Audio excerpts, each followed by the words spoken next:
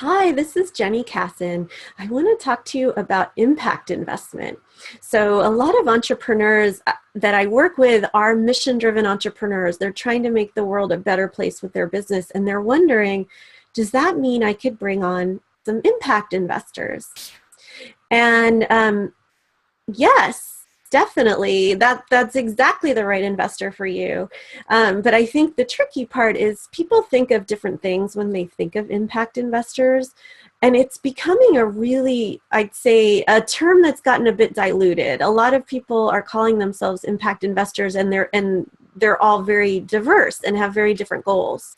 There's some impact investors whose number one goal is to make a high return, as high as possible a return for their, for their investors, if they're, if they're managing a fund, while also doing good. But their first consideration is they really want to make as high returns as possible.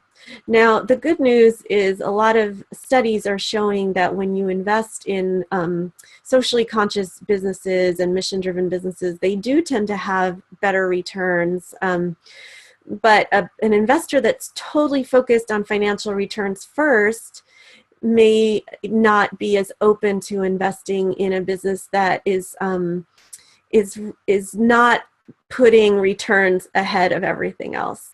So there's other impact investors. I know some impact investors that are the opposite. They actually refuse to take any return because they're so radical, and they feel that the distribution of wealth is so unfair that they feel like to take any return at all would be wrong.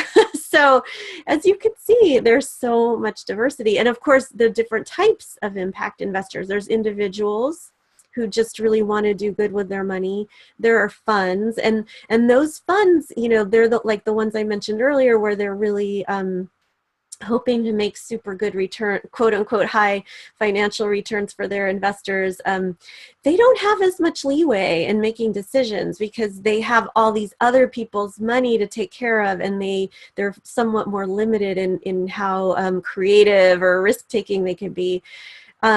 There's also philanthropy. So more and more foundations and philanthropic groups are, in addition to making grants, they are also making investments.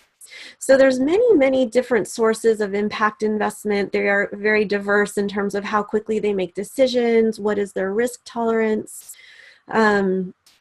But the good news is it's actually really a growing area. So I would say don't get caught up in the term impact investor because it is so broad, and instead just think about your ideal investors that are going to share your values and your vision.